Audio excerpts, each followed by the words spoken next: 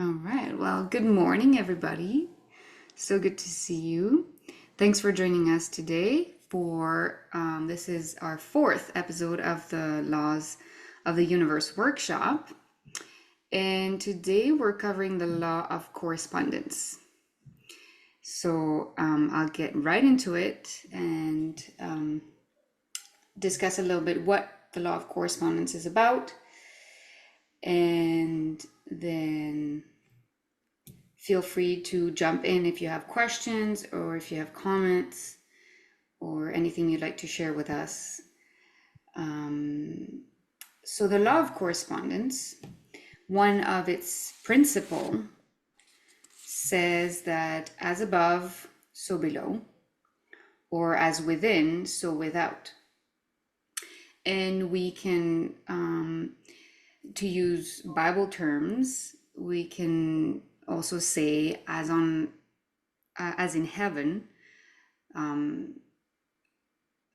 No, it's the opposite. As on earth, so is it in heaven, right?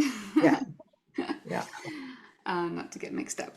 So the idea is that what's within us gets reflected outside of us. So our outside is a reflection of what's inside of us. Our inner world is a reflection, or sorry, our outer world is a reflection of our inner world. So the law of correspondence also speaks about repeating patterns that we may see in our own lives, in our families, in our relationships, and in the world around us. So things that repeat over and over again on kind of like a cycle. And it is because there is something behind that that makes it repeating itself, that creates a pattern. And so often we call these patterns belief systems. And so our beliefs are what create our reality. And so what we believe is true for us is what we will see manifest in our world, in our external world. So the ideas, the beliefs that we hold inside of us are what we're going to see and observe and experience outside of us. So really our reality is just a mirror of the beliefs we hold inside of us. And so with that understanding, it's really good to be aware and pay attention to what we believe to be true about ourselves, about our reality, about our experiences, about people in our lives, even beliefs about money, about love, about what it means to be rich or abundant, ideas about beliefs about happiness, and most importantly, ideas about ourselves. How do I see myself? How do I feel about myself? What I believe about myself? And it comes back again to the I am statements of I am, and then there's usually a truth, a belief there, and that's what's going to become true for us. So, Lori, I don't know if there's anything you want to add to this. Yes, I guess they say, like with the law of correspondence, like so often we tend to, if something bad happens to us in our external world, we like to look for reasons outside of ourselves as to why that happened. We might blame our partner, we might blame somebody for doing something or saying something for the reason I'm feeling the way I'm feeling, or we live our lives blaming as if we're victims. But as the law of correspondence states, is that he who looks outside of himself dreams, but he who looks inside awakes. So when we realize that, when we take 100% accountability for what is going on in our world and not blaming others, and we're looking inside, okay, why is this happening? Okay, what can I do? What kind of alignment can I come into with my greater self, with that oneness within me, that one. We talked in the law of oneness about our connection to God, or our connection to that we're all one, connected, like that drop of water in the ocean. You can never find that drop again in the ocean. It just kind of merges into, everything just becomes one ocean, but yet there's influence and ripples. So I like the thought of just uh, to fully create our world intentionally versus unintentionally is looking inside, and that's awakening to really the power we have of connecting with the one, our one creator, and it's within us. The kingdom is within us. Yeah, it is not out there somewhere, and we cannot blame others for where we are in life, but it's the truly awakened soul will look inward. And I've been studying this one doctor. He's a Japanese scientist, Dr. Masuri Umoto, and he did research on water crystals.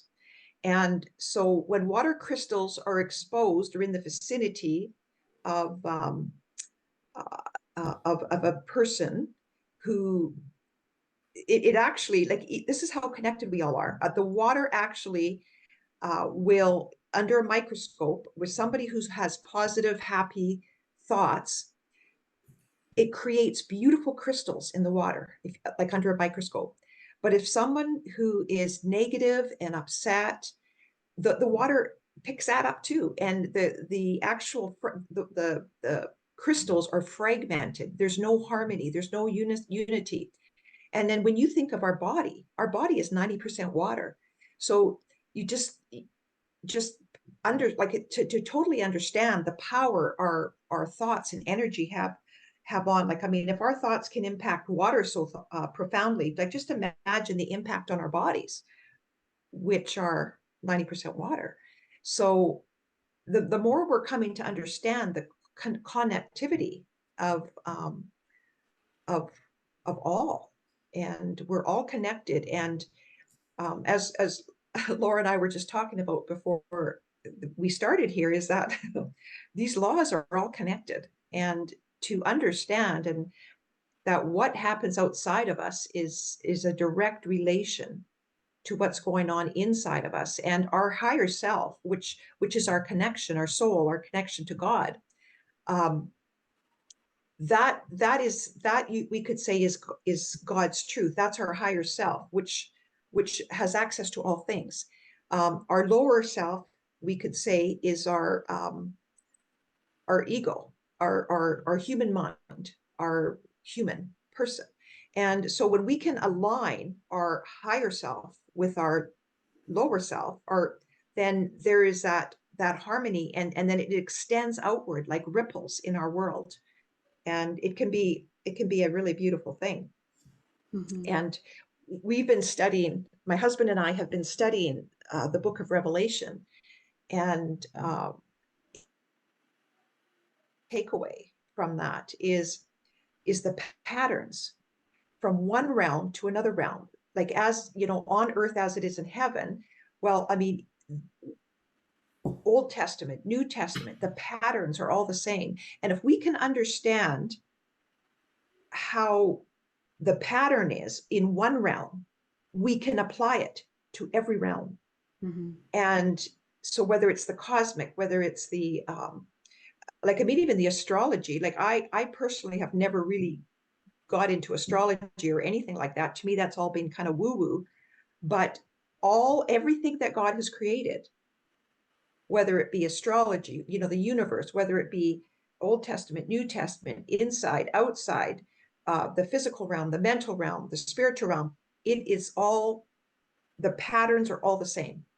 The patterns are all the same. Mm-hmm. And it's a beautiful thing. And that's why it's good to study the Bible. I mean, you could say that's why it's good to study nature. I mean, the same laws apply in everything that God has created, every realm. Absolutely. Lori. Magli, did you have a question? Yeah, I was just wondering, how do you, so I get that we create our reality, and that's why it's important in what we're studying today.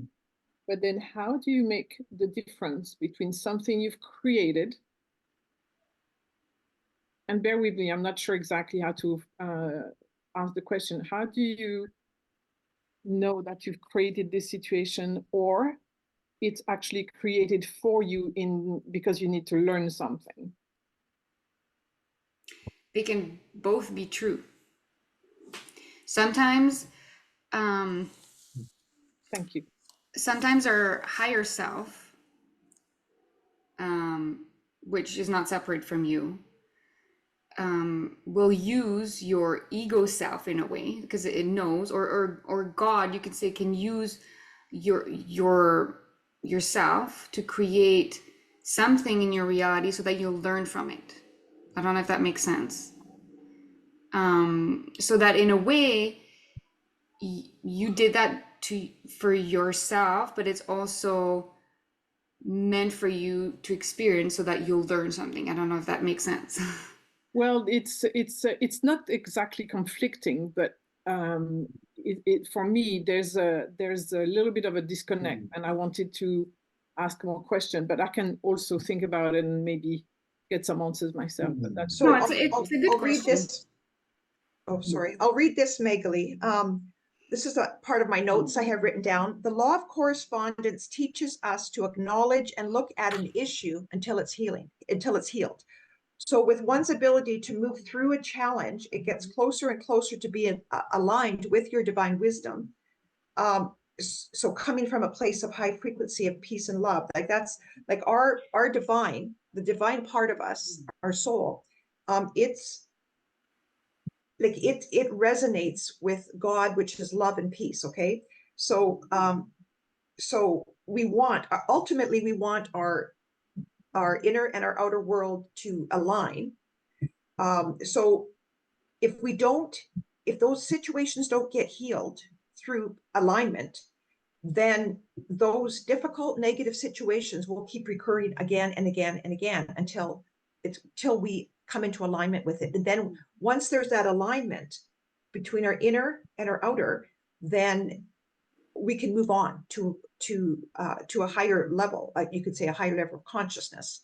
So if we find we keep getting the same situation, or we can't get over a situation, or it keeps repeating itself in our life, well, then that's because there's something not aligned within us.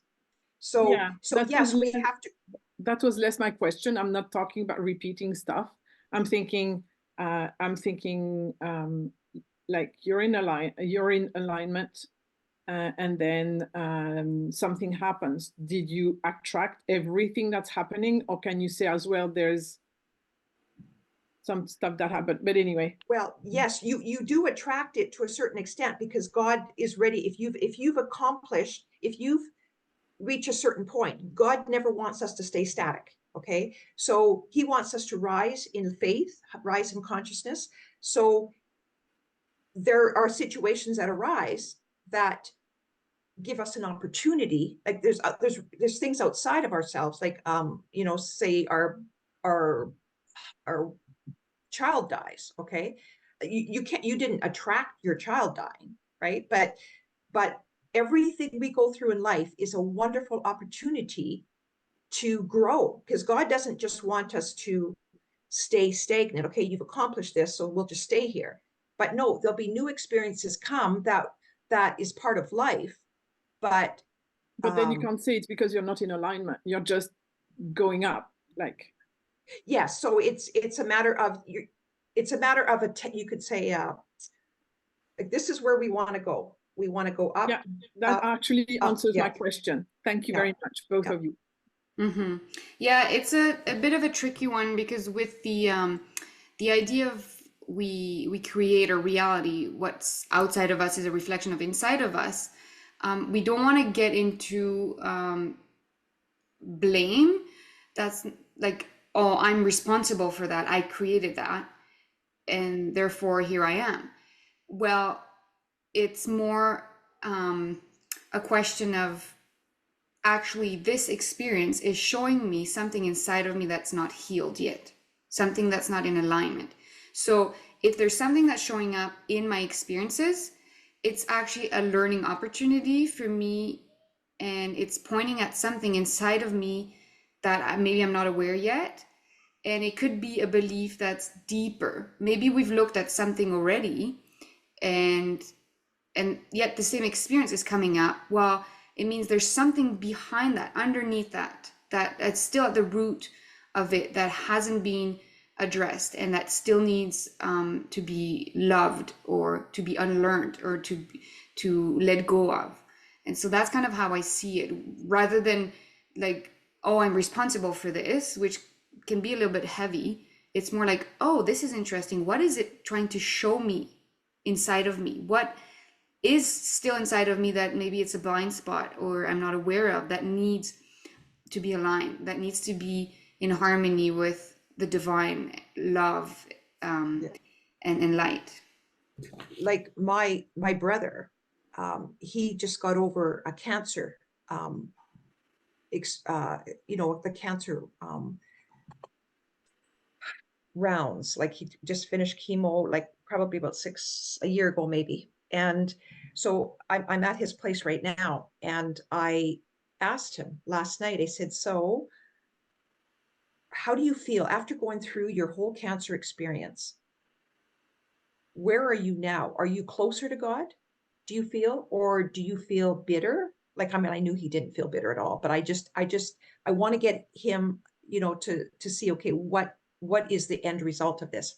He says it has, when I looking back now at my cancer experience, he said, I have turned to God in such a deep way that I am way closer to God now than I ever was before. And he says, I realized that I was stagnant in my life, and even in my love for God. I mean, I didn't even really know him like I know him now. And so you could say, okay, well, did I attract that cancer experience? Well, you attracted an experience that that I needed to get me closer to where God wanted me to be. And for some people, it could be cancer. For some people, it could be something totally different. But like you say, Laura, our response to, say, getting cancer, or our response to getting, our daughter being hit by a car, or our house being robbed, the response shouldn't be, okay, I attracted this, I must be a bad person inside. No, the response should be, okay, what is God trying to show me in this? Where, and I'm in favor of asking open-ended questions, like, okay, Father, what am I supposed to learn from this experience? And when we're in the middle of the connecting the dots, it's very hard to figure out what the big picture is. But when we're at the end of the connect the dot picture, when the experience is beyond us, when we can actually thank God for that experience, that's how you know we've risen to a new level of faith, of consciousness, whatever you want to call it. Mm-hmm. And so every experience should be, okay, what can I learn from this? And I remember we had a robber sitting in our house. My husband was on top of him in the middle of the night at 3 a.m. My son was banging his arm on the door, and I'm thinking, okay, God, what am I supposed to learn from this? And it's just, I guess that's just how I look at every experience in life that is kind of negative around me. Is, okay, there's God's wanting to take me to a new level, and I don't want to miss it. So going into an experience with the right attitude, instead of saying, oh boy, my life sucks, everything goes wrong, totally change that. Yeah. It's so easy, and I've definitely been there many times. It's so easy to kind of like feel sorry for ourselves for the negative experiences, and kind of drop into that like boohoo, and feel all the heavy emotions and stay in that bucket, which is, it's okay. We need to feel the emotions that the experience bring, but then to kind of step back a little bit and see the humor in it, because it is an experience, and be like, okay, this is interesting. Like, why am I in this predicament? Like, why is this happening? What am I learning? What am I supposed to learn from? Or also two questions that I've recently learned about, and that really helps to sit with them, and we can come back to them later as well. The one question is, what do I believe is true about myself? Like, in this situation. So that's kind of to identify the belief that's behind all of that. Like, what do I believe is true about myself in this situation, and why am I here experiencing this? And then what am I afraid of? Because our fears also get manifested. So if we sit with these questions and identify the beliefs or the fears, then we can detach from them and let them go. Yeah. There is a question from Julie.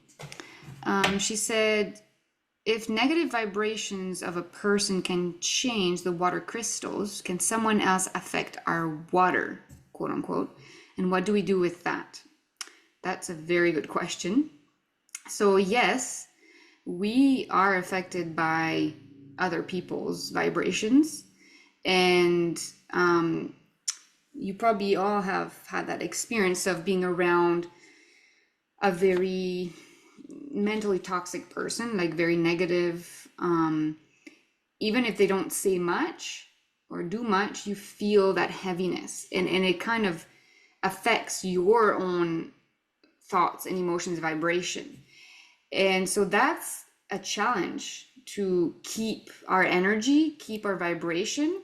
And so the more we hold in our own cells, in our own crystals, in our own water, the more we hold that love and light energy, the more we'll expand, and we'll kind of build a shield around us. And so those negative energies will bounce off and we won't get affected. That's the next level. Am I able to do that all the times? No. But so what I do, Julie, if I know I'm going into a negative situation, like I'm going to a family Christmas party or whatever, or work Christmas or whatever, like if you know you're going into a negative situation, or somebody is really, really depressed and they're calling you to go over to visit with them. Okay, so this is what I literally do. I thank God for putting a shield around me and protecting me. And I literally do that, and I believe that he is. And it's your belief that it is so. That is the key. I mean, we can pray that God would put a shield around us, but if we don't really believe there is one, well, there won't be. So that's the power of belief. So I love that yeah. quote or affirmation you can use. I am protected by the divine love. I am protected by divine love. That's the shield. And also, like, so that's the defense. And if you want to counteract those negative vibes, you can send them love and light.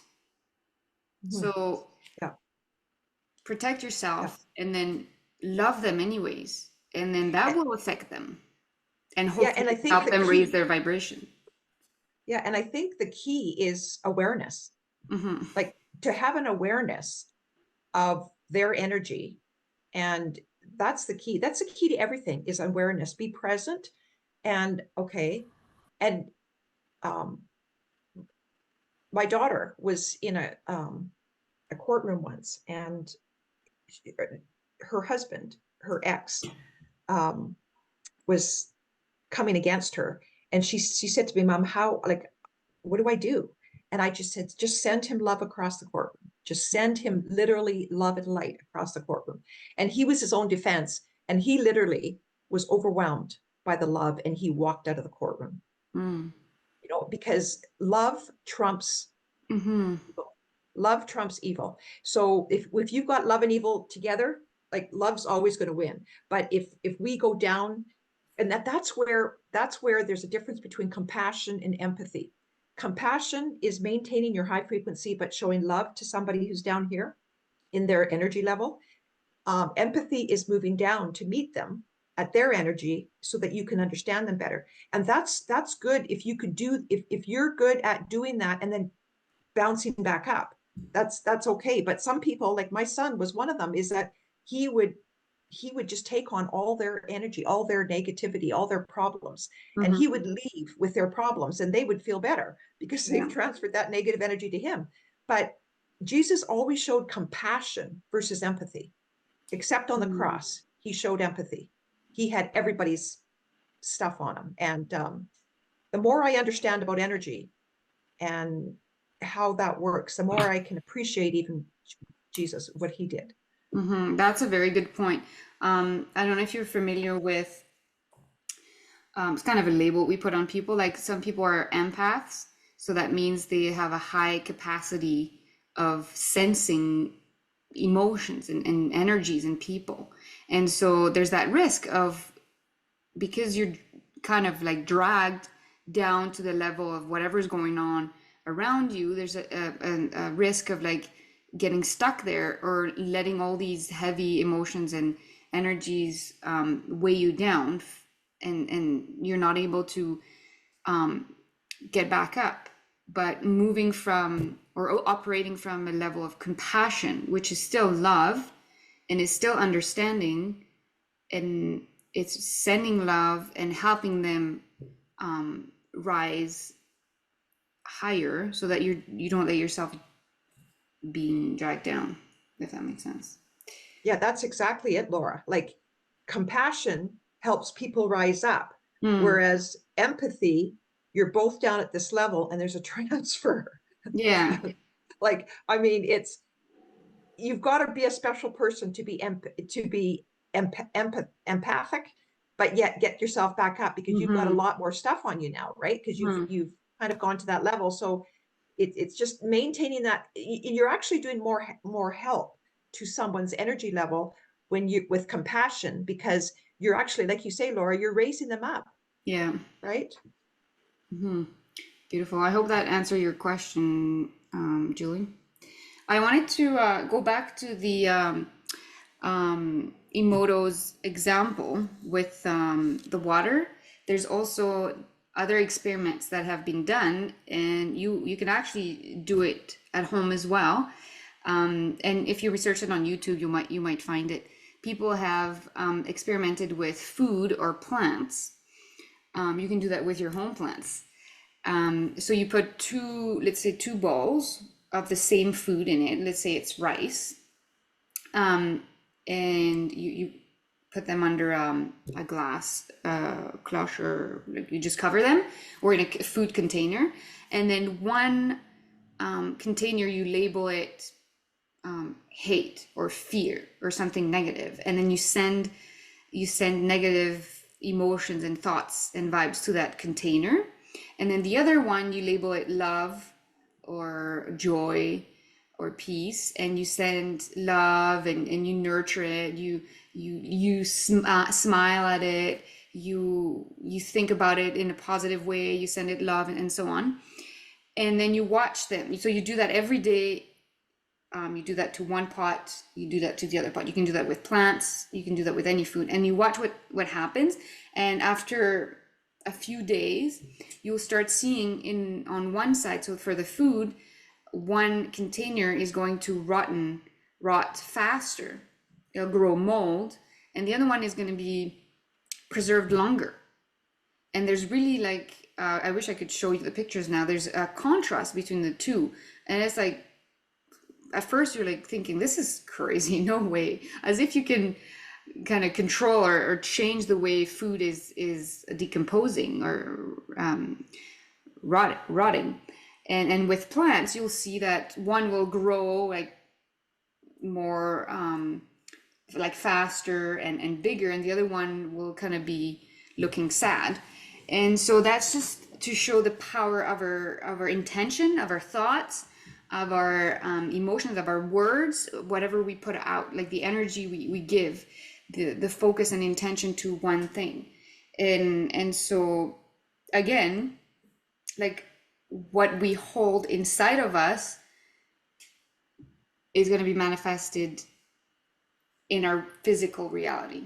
And so with that experiment, you can use just thoughts, just emotions. You don't even need to speak to it, or you don't even need to write the words on it, but it works with all of that. And so you see how it affects our reality, which is magic, really, but it's so true. Like Lynn McTaggart did a study on that too, that very same thing, Laura. So with the University of Arizona, there were some scientists there who had 4 trays of seeds, 4 trays of seeds. And over and across the USA somewhere, Lynn McTaggart was in an auditorium with about 1,000 people. And she said, okay, look, and she had on her screen the 4 trays at this lab in Arizona. And she said, okay, let's someone in the crowd, let's pick 1 tray to send attention to, like good intention. And so they chose B. Okay, just say tray B. And so everybody sent good intentions towards tray B. And to make a long story short, tray B in Phoenix at the University of Arizona, tray B actually grew twice as tall as all the other trays. And so the power of intention, and I that's the same thing as a prayer. Like people think praying is at the side of your bed, but every thought is like a prayer. Every thought we send out, every intention we send out, like every worry we send out, like when we worry about something, that's actually praying for what we don't want.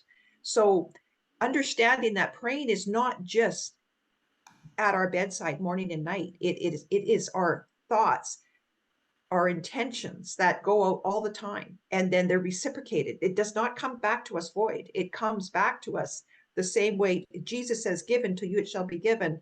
What you sow is what you shall reap. Like what we send out is what we get back. Mm-hmm. Yes, and I had another example that I thought about, which is very relevant to me, and I'm sure you've experienced that as well. If you have children, how our children mirror our inner state. So, however we feel on the inside about ourselves, even our children will match that energy. And so that's a direct corresponding pattern. So the pattern that I hold inside of me of, oh, I'm grumpy today, I'm tired, oh, I feel lazy, and then I get irritated and frustrated and I snap at everything and I kind of have some anger, while the kids are upset about the random things. Like they're just like throwing tantrums, and they're just like fussy, and you're like, why? And then so it kind of ramps up, like you're getting more upset because the kids are upset, and then they're getting more upset because they're matching your energy. Kids are so sensitive to that. Kids are a definition of being empathetic. They only know that. They're just a sponge to everything that happens in their environment, so they'll match directly your energy. And so when you're aware of the pattern, like how it works, then you can step out of that and be like, whoa, okay, I need to switch the pattern. I need to, choose consciously what I'm thinking about that is true about myself right now, because I am being upset, I'm being grumpy because whatever is going on, and choose to be something more light, to be more kind to myself, to be more patient, to be more loving, to just nurture myself. And then that'll kind of like shift the energy, and then you'll see that reflected into the children's as well. Have you experienced that, Lori? Oh yeah. Oh yeah, for sure. No, that's a good point, and that's very, very relevant. And so and like I know for myself, probably like even just getting back to the law of correspondence, the biggest thing that we could probably do, like for instance, say for you, Laura, if your kids are antsy or they're fighting or whatever, then okay, like someone who's awakened will look back at themselves and say, okay, what's going on in me? Why is this energy leaving me? And they're picking up on it. So awareness is the first thing. So, okay, what can we do? Okay, number one is awareness and being conscious of our internal dialogue. what we say, like you say, what Laura says, like what we say about ourselves, what we say about other people. Do we find ourselves judging other people? Do we, because judgment of other people is just a mirror back to what we are. So understanding that life is a mirror, what am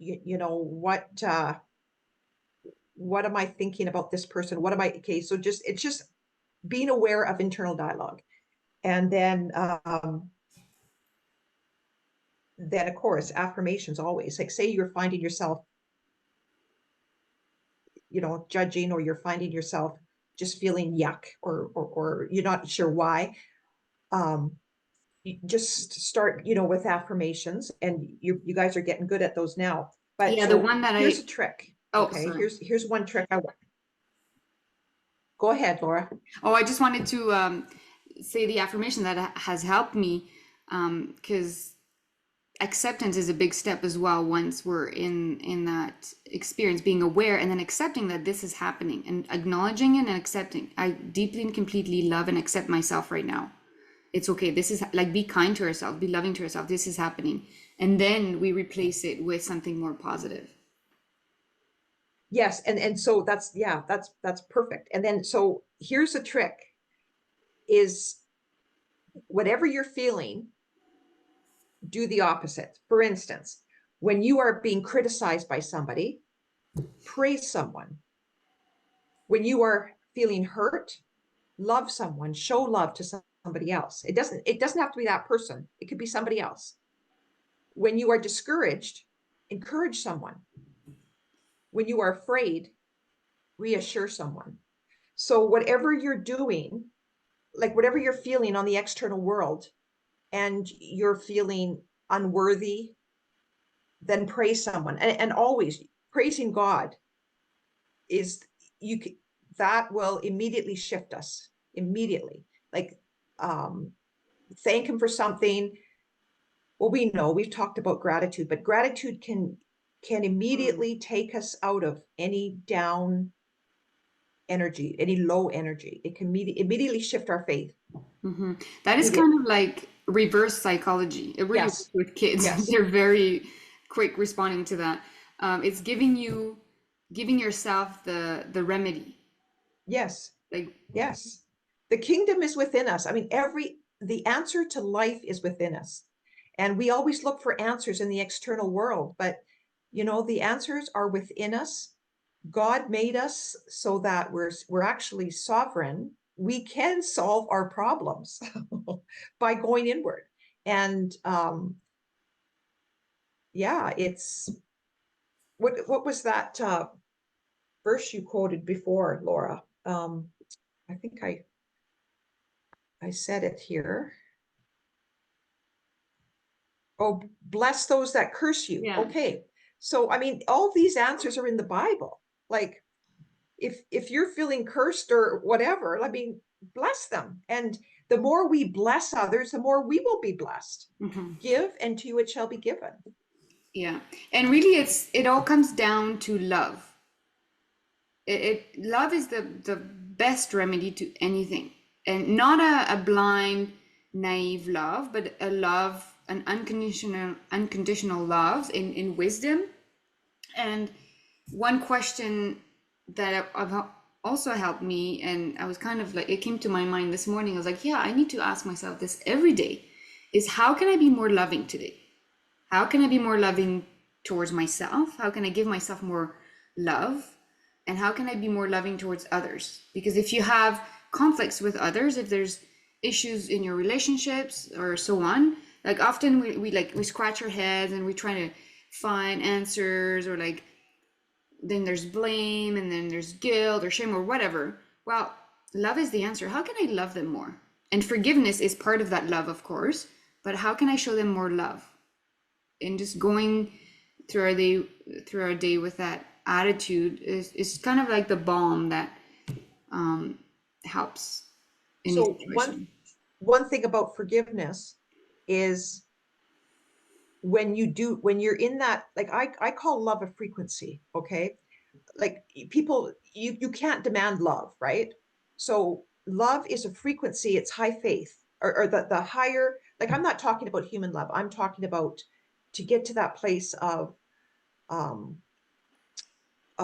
it just Divine the love. more faith we have, the more love. It's that single vision of love. Okay, so love in all I see. So it's so when that happens, the more love you have, I mean, forgiveness just falls away. It just falls away. It's so when someone says, well, you have to forgive this person, well, it's not just saying I forgive you, it's actually getting to that place of love where forgiveness just drops. Yeah, when you Like love.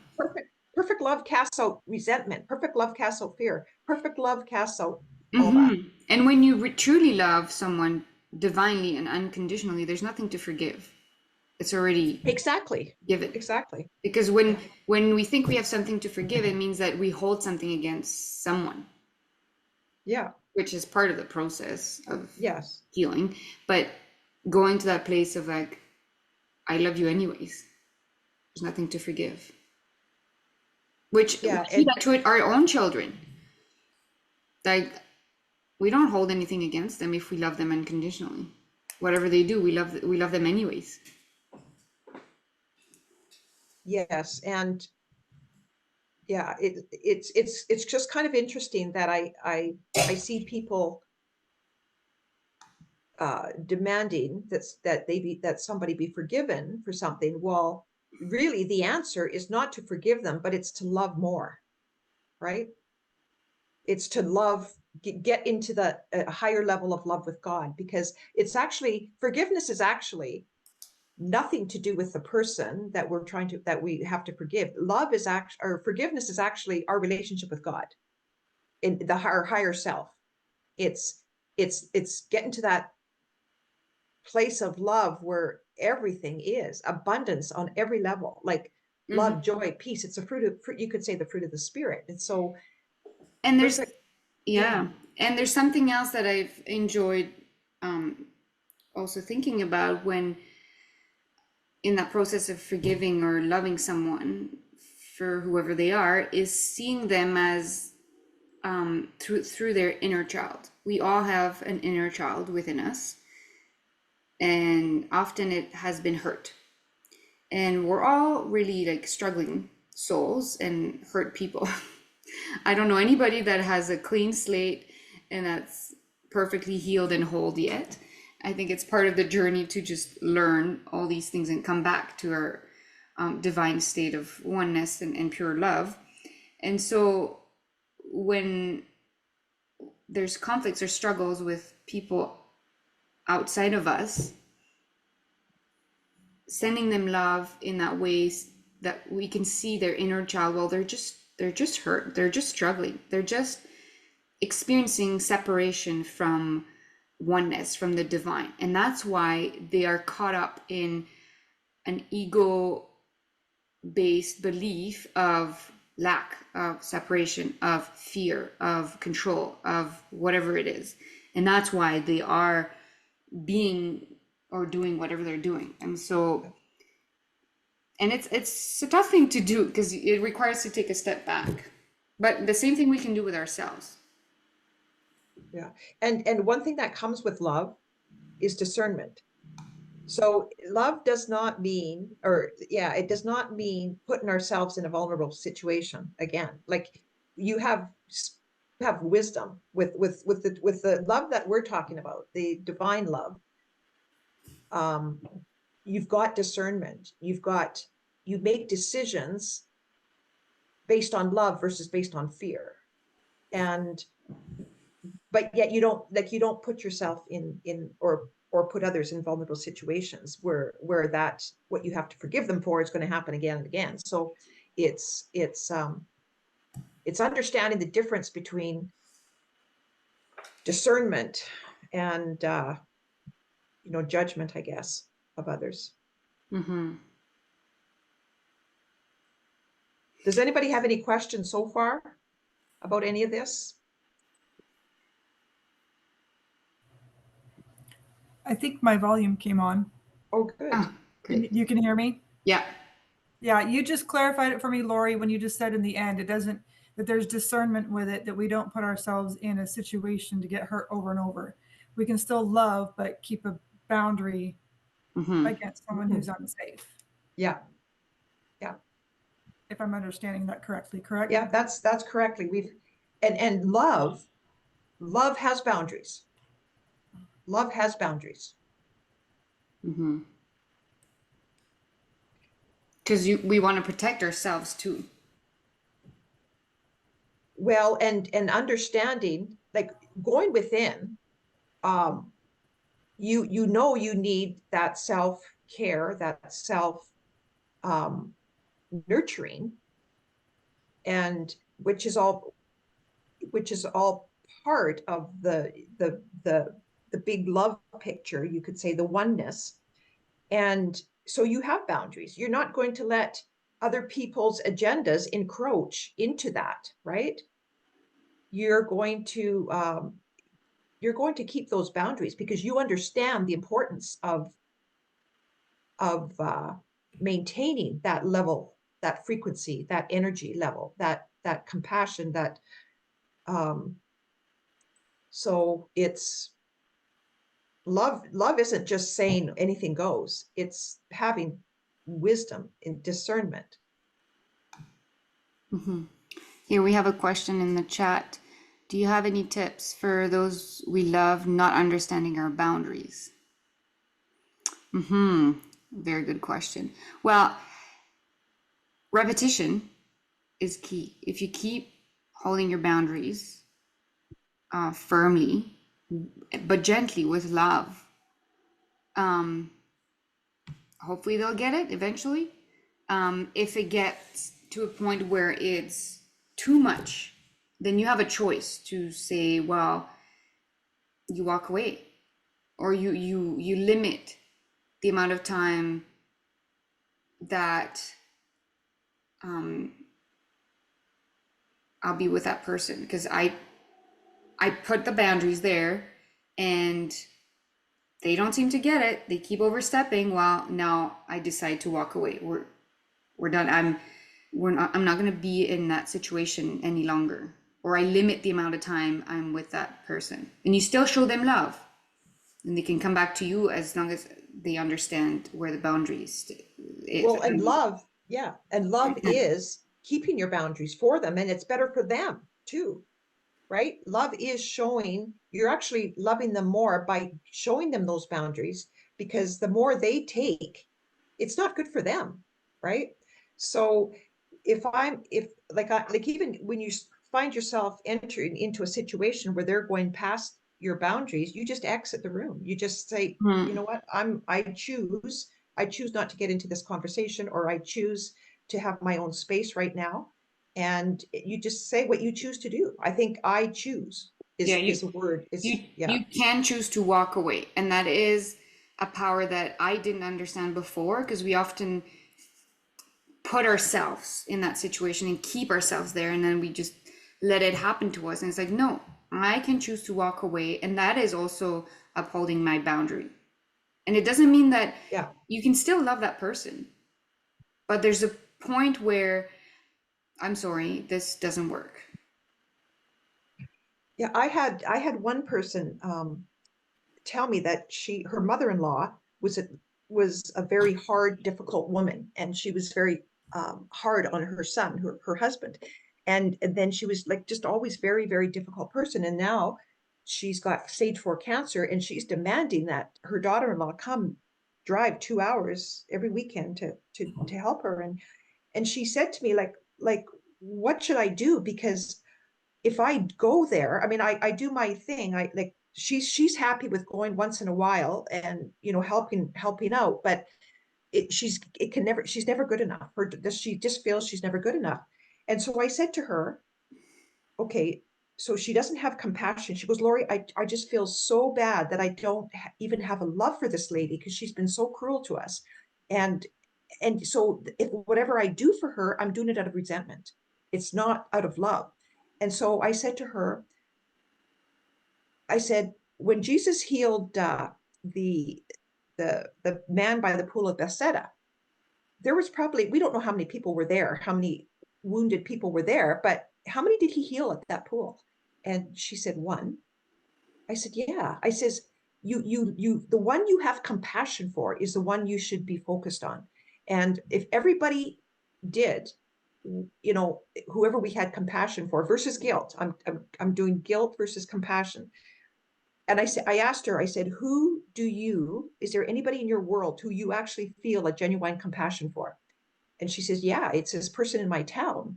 But I never have time to do anything for this person because I'm always running to this mother-in-law who she feels guilt. She feels guilt. She feels condemnation. She feels that she's doing stuff out of Obligation. resentment.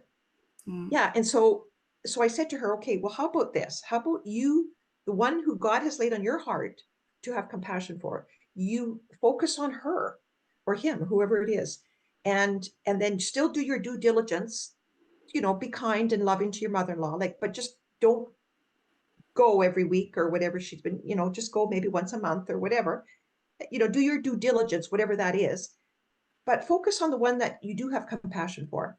And so she got back to me later and she said, Lori, it's just been beautiful because when we can give and help somebody who we actually have compassion for versus guilt, then they're getting the best of you. You're actually helping them raise their frequency when we could work from a place of compassion versus guilt or resentment. So, and as it turned out for this lady, her mother-in-law, there was somebody in her town who literally had compassion for her.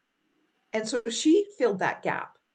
Mm. And it actually helped, you know, it just worked out all the way around. Balance itself out. Yeah. Yeah. What does it say in the Bible about love? That if you don't have love, all of the above don't matter. Like it doesn't matter what you do out of duty, out of have to, out of I don't know, obligation, whatever. If you don't have love, it's worth nothing. Yeah. Yeah. There's no blessing in it. Well, I mean, I guess there's still, yeah, I guess you just want to make sure you do something from a high frequency. Keep, you know, God loves a cheerful giver, or just keep that doing cheerfully. I mean, it's funny, it comes back, right? My one son, he was at the airport and he was a student at university and he was feeling poor, and he gets to the airport and they say, oh, well, this will be a $40 or $80 airport charge. It's something he didn't budget for. And so he decided, okay, instead of getting miserable about this and fighting and complaining, I'll just give cheerfully. I'll just choose to give cheerfully, you know, and then as we give cheerfully, something comes back somewhere else, you know, as opposed to, oh, I guess I got to pay it, you know, and I guess maybe that should be for our taxes. Pay cheerfully. It'll come back some other way. Mm-hmm. Yeah. I hope that answered your question, Heidi. Okay, perfect. I had a little affirmation that I thought about that would be good for this. And if it resonates with you, you can write it down and use it. So it goes, I lovingly and effortlessly release all old limiting beliefs that do not serve me anymore about myself and my reality, so that I can freely create the rich, abundant life that I deserve, or that I desire, sorry. And I can write it down in the recording after. Yeah, that's just a nice little affirmation to focus on. And then to remember that my outer world is a reflection of my inner world. And just being really aware of that. And when we find something in our outer world that maybe we don't like it, we don't like the results of it, then we have the power to change it. And it starts by looking inwards and asking ourselves, well, what do I believe about myself to be true? What am I afraid of? What do I believe is true about this situation? And often there's something there. We can use journaling and write those questions and sit in quietness and wait for the answer to come, and it will come if we're honest with ourselves. Yeah, but the key is just understanding that looking inward for answers is awakening. is the part of the awakening experience, is part of the beginning of change. It's being empowered over your life versus being a victim over your life. So if, like I say, when we blame others or blame the government or blame this, blame that, whatever we're blaming, that's giving our power away. Yeah, the So blame game is the dumb game. yeah, just take our power back, go inward, and become empowered to make changes. And be gentle with whatever you find inside of you, in your belief system, that maybe isn't serving you. Be kind with it. Like, you accept it, you accept that it's there, and give it love and acceptance, and be kind with it. And then now it's time to release it and be willing to do whatever it takes, whatever it will take to release it and to replace it with something that is more aligned, more loving. So how can I be more loving today towards myself, towards others? Yeah. And I wanted to add as well that these laws, the laws of the universe, are really spiritual truth. They're universal truth. So they're true for everyone, everywhere, all the time. And if we don't know about them yet, when we learn about them, it's kind of like our higher self remembers them because we know they're true. It's kind of like the law of gravity. We can't ignore it. We experience it all the time. Even if we don't think about it all the time, it's there. So learning about the laws, it's like it clicks with us. It clicks for us. It resonates with us because we know them to be true. And so it really stirs something deep down that we can't deny their truth. And so the knowledge of the spiritual laws is freedom, because then we're free to consciously choose and decide how we want to live our lives, how we want to create, and what we want to create in our reality. And we can be free from all unhappy conditions like sickness and disease and suffering, pain and suffering. There's there's a root cause somewhere, and then often the answer is often within. So when we obey the laws obey us. They work for us. And it's tapping into them, isn't it? It's tapping into these laws. Yeah. And so that divine pattern of the laws is the only safe pattern to work with, because that's the only thing that we know is true, and because it works all the time. See, like is created in nature, it flows like water, river, blood, currents, everything flows. And when we are in harmony, our two, like our inner or outer, upper mind, lower mind, or greater self, lower self, when we're in harmony, then there is flow. And so when we're stuck, say we find ourselves stuck in something, say we're stuck in a financial situation, stuck. Well, then that just means to unblock that stuckness there.